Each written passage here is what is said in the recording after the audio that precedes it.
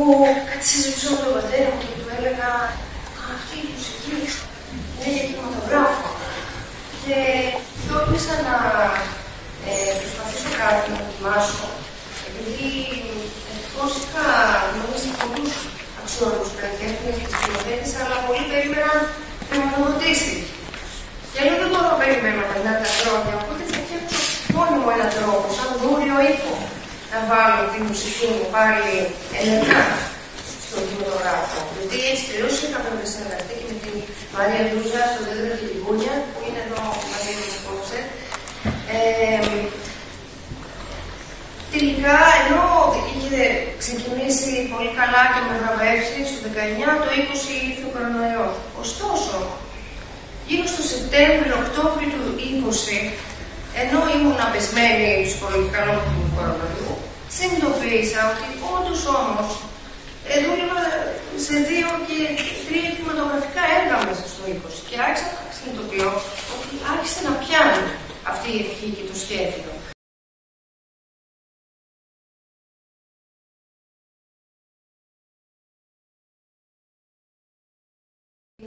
Ράνια, από τον πετώνει 7, πήρα σε 7 που βρισκόταν και εσείς εμπνεύστηκα τότε να ξεκινήσουν την εγκατάσταση, η εγκατάσταση Χ, που είναι αφιερωμένη και τρεξμένη από τον θάνατο πολυφαβολισμό της Ολυμπιάδας του Μέρους του Μεγάλου Εξάμεινου, το οποίο το πρώτο μέρος του πλάνου είναι όλο αυτό. Είναι όλη αυτή η προσπάθεια για εναρμόνιση, συμφιλίωση των επιβλητικών στοιχείων και να υπάλληλη η σύγκρουση να γίνει αρμονία.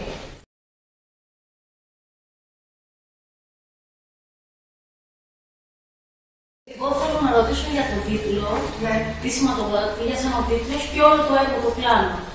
Για να πω πολλά συγχαρητήρια, πρώτη φορά το είδα και το άκουσα. Ευχαριστώ. Έγινε ένα καθρέφτης και για δικά μας βιώματα και συναισθήματα. Από ένα σημείο και μετά δηλαδή μας συνεπήρε. Το πλάνο είναι το πλάνο, καταρχάς της ζωής μου από το 19, δεν πάρω την μουσική μου που είναι στον χώρο του κινηματογράφου. Παράλληλα όμως εμπνέεται από το ένα πραγματικό πλάνο που κοιτάμε την ώρα ψηφιακά, δηλαδή όλο αυτό ο διορκή το 2 και 3 δευτερόλεπτα, ωστόσο είναι αυτό 1 λεπτό στη εσωτερικά και εμπνέεται από το ένα το μοναδικό πλάνο σε ροή από τις αγαπημένες μου ίσως ταινίας, το Λαζετέ, η προβλήκα δηλαδή, του Chris Marquet, που είναι εδώ είναι στο motion animation, μόνο σε ένα σημείο της ταινίας υπάρχει ένα πλάνο σε ροή και είναι στιγμή της αφήγησης της κοπέλας που ανοίγει στην Ελλάδα και τα μη φανάρια. Τώρα και εγώ καταλαβαίνω τι σημαίνει για μένα το πλάνο. Νόμιζα ότι θα ήταν περιττό να κάνω αυτή την εκδήλωση σήμερα εδώ, σαν Αθηναϊκή πρεμιέρα, αλλά τελικά δεν περίμενα νομίζω σήμερα για να καταλάβω τι σημαίνει. Είναι εδώ και 1,5 μήνα που ξεκίνησα να προετοιμάζω, να το εκδηλώνω. Ευχαριστώ πολύ και τον Κώστα Σοφρανά και όλη την οικογένεια Σοφρανά με το για το ότι είμαστε εδώ απόψε στο κινηματογράφο Βιέννα που αγάπησα από μικρή. Αυτό που είδα μου άφησε μια πολύ... Το βρήκα θελκτικό. Μπορώ να σου πω και με ξεκούρασε κάπως, γιατί καθημερινά έχουμε παντού μια οθόνη που προσπαθεί να μας... Έχει μέσα πρόσωπα, έχει βίντεο, έχει χρώματα, εικόνες, γρήγορες εναλλαγές. Ενώ αυτό για μένα ήταν κάτι που μου προκάλεσε συναισθήματα. Δεν μου κούρασε το μυαλό μου προσπαθώντας να καταλάβω, να δω, να επεξεργαστώ πληροφορίες καταρρυπάς που δεχόμαστε κάθε μέρα. Αυτό που θα ήθελα να ρωτήσω είναι ότι κάποια στιγμή ακούγεται μια γυναικεία φωνή που λέει concentrate στα αγγλικά. Αυτό είναι μια προστακτική που θα μπορούσε να σημαίνει συγκεντρώσου ή συγκεντρωθείτε. Θα ήθελες να μου πεις κάτι γι' αυτό? Ναι, ευχαριστώ. Εγώ ευχαριστώ πολύ και για όλα αυτά, γιατί τώρα μπορώ να πω και για το όλο μήνυμα και ευχή αυτού του έργου, που είναι η προσοχή που εύχομαι να δίνουμε στον ήχο, τόσο στο κινηματογράφο, κατά την παραγωγή και τη χρήση, δηλαδή σε ποια σημεία κλπ. Ή σε τι εντάσεις, αλλά και γενικότερα στις τέχνες και την καθημερινότητά μας. Πολύ σωστά δεν έπρεπε να βάλω καθόλου εικόνα. Να μην δώσω δηλαδή κανένα στοιχείο οπτικό, καμία πληροφορία οπτική, σαν ερέθισμα. Εγώ θα ήθελα ο ίδιος να βοηθήσει να ανακληθούν εσωτερικές εικόνες και αναμνήσεις του καθενός και της καθεμίας. Και επίσης είναι και μια προσπάθεια να ευχαριστούμε γενικότερα οι ηχητικές εγκαταστάσεις και η ακροάσεις, η βαθιά και ενεργητική ακρόαση στην Ελλάδα. Από το εξωτερικό είναι πιο διαδεδομένο, αλλά χαίρομαι πολύ που τουλάχιστον από κάποιους το εισπράξατε με αυτόν τον τρόπο. Δεν θέλω να καταλάβω. Θέλω να αισθανθείτε όπως είμαστε. Και σε συνεργασία. Και κάποιος θέλει κάποια πρόταση, γιατί αγγίζει πολλούς τομείς, την εκπαίδευση, την ευεξία, την υγεία, τον τουρισμό, την ίδια την αίθουσα κινηματογραφική. Θα μπορούσε και από άλλους μουσικούς να χρησιμοποιηθεί περισσότερο, ήδη γίνεται με κάποιες περιπτώσεις, αλλά να γίνονται και άλλες συναυλίες και άλλες ακροάσεις σε πολλούς κινηματογραφικούς, γιατί υπάρχει ήδη ο εξοπλισμός και η αίσθηση του συγκεντρώνονται.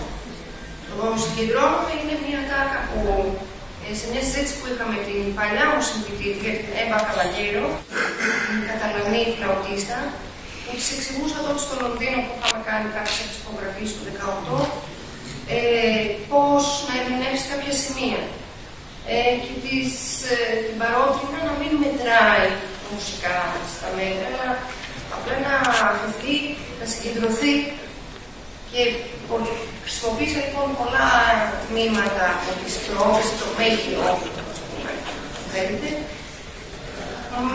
με εξυπηρετούν για να δώσω το μήνυμα που θέλω πιο πολύ. Δηλαδή, όντως και εγώ το βιώνω, όποτε το βιώνω και είναι στη στιγμή concentrate, με βοηθάει να μου δοθεί μία εντολή για να συγκεντρωθώ περισσότερο.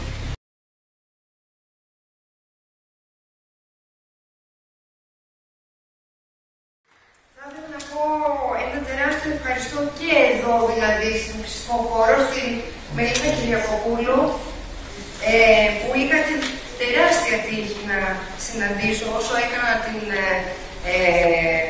αίτηση για εγγύρα στο ΝΕΟΤ. Αγαπημένη Μελίνα, να ξέρεις ότι είμαι τυχερή που σε συνάντησα στον δρόμο, γιατί ως εισηγήτρια στο ΝΕΟΤ και είναι πολύ καλό που σε φορείς όπως ο ΝΕΟΤ υπάρχουν άνθρωποι που μπορούν να καταλάβουν και να θέλουν να βοηθήσουν άλλους καλλιτέχνες για να ανθίσει ο πολιτισμός περαιτέρω μεγάλη. Σε ευχαριστώ πολύ. Εγώ θα ήθελα να σε ευχαριστήσω για αυτή την εμπειρία τώρα μοναδική. Δεν πρέπει να έχουμε μεγάλα. Ο καθένας μας αισθάνθηκε αυτό που αισθάνθηκε. Η ερώτηση μου κάνει ότι ό,τι θυμάμαι είχε ενότητες που είχαν αναφορές και στην αρχαία συνομιλία και για αυτό που με πάρα πολύ με ενδιαφέρει είναι το πώς ιδρά το έργο στο αυτή. Γιατί είναι ερευνητικό και επιστημονικό. Αυτό το είδαμε σήμερα, το ακούσαμε στην ενότητα με τέτοια. Έχει δύο βασικές ενότητες. Ναι, γιατί τώρα... Την πρώτη και τη δεύτερη. Και αυτές έχουν μια εισαγωγή καταρχάς, ένα κέντρο, κορύφωση, σε αναλογία στο σημείο χρονικά και έναν πύλο.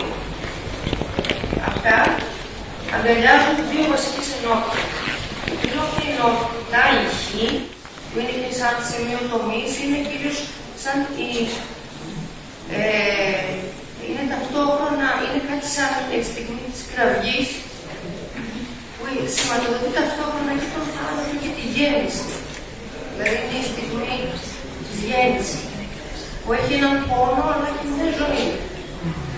Το δεύτερο μέρος, το F, που είναι το πιο βιτάτο, να το πούμε έτσι, είναι η δύναμη. Θα πάμε με τον όρο της φυσικής, το F, φως. Καθ' όλη τη διάρκεια όμως, πάλι σε τοποθετημένα σημεία βάσης της αναλογίας, γίνεται διαδοχή τόνων μιας κλίμακας όλων των 7 τόνων και το βλέπουμε αντίστοιχα στον χρόνο. Ξεκινάμε δηλαδή από τις χαμηλότερες συχνότητες, αντίστοιχα στο χρώμα η γραμμή είναι η πρώτη κόκκινη, μέχρι και την ματζέντα την πιο υψηλή συχνότητα. Δηλαδή είναι κάτι σαν ηχητικός διαλογισμός θα μπορούσε να είναι, αλλά πιο βιωματικό. Γιατί γι' αυτό θέλω την αίθουσα κινηματογράφου που μας δονεί κιόλας. Ο ήχος δεν τον ακούμε μόνο στα αυτιά μας με ακουστικά, μας δονεί μέσα από τους χώρους και τα όργανα και τα καλά μας. Ευχαριστώ.